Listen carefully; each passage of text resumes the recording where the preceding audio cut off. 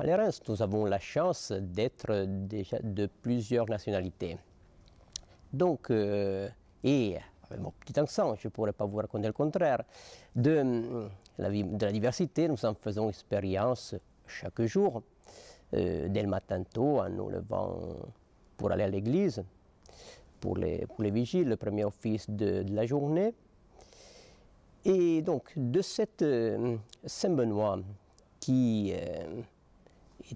dont nous suivons la règle, dont les principes animent encore notre projet de vie, était lui aussi expert de cette diversité. Pour illustrer sa communauté, il emploie l'image de la maison. Pour lui, la communauté était la maison de Dieu.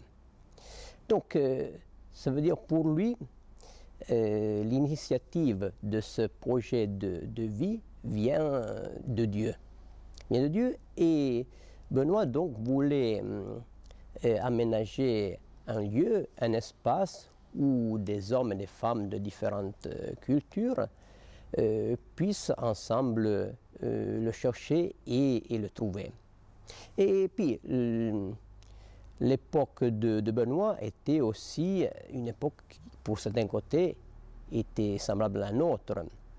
C'était une époque de transition, une époque où les valeurs en cours commençaient à perdre leur vigueur, leur force, leur raison d'être, et on cherchait un peu à tâtons d'autres valeurs, d'autres structures, ce que nous appelons aujourd'hui une éthique commune.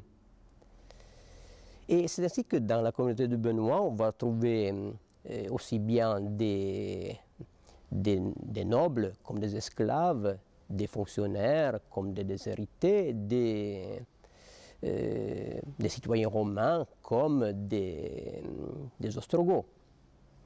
Donc alors, on se demande comment un ensemble de gens aussi différents ont pu former une communauté de vie dans le Christ.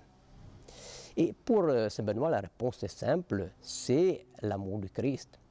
C'est l'amour de celui qui a lavé les pieds de ses disciples, l'amour de celui qui a fait le premier pas, qui s'est abaissé et qui a pu faire de gens si disparates un seul corps, une seule communauté.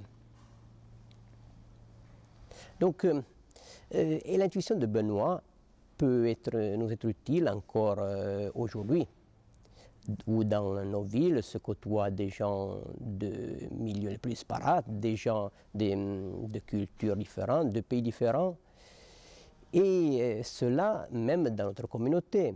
Dans notre communauté où nous sommes de plusieurs pays, de différentes cultures, de différentes formations, et où nous portons des regards différents sur la réalité, sur la vie de tous les jours.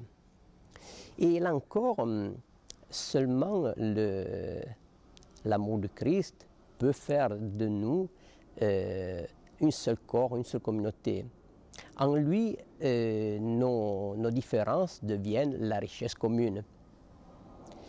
Et donc, bien sûr, c'est un travail de longue haleine. On n'y arrive pas au bout d'une semaine, ni au bout d'un mois, ni au bout d'un an. C'est le travail d'une vie.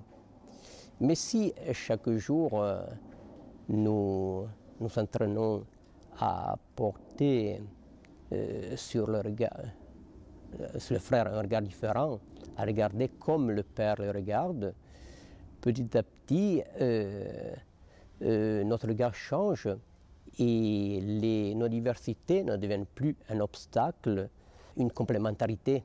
Et le monastère va devenir un espace de vie.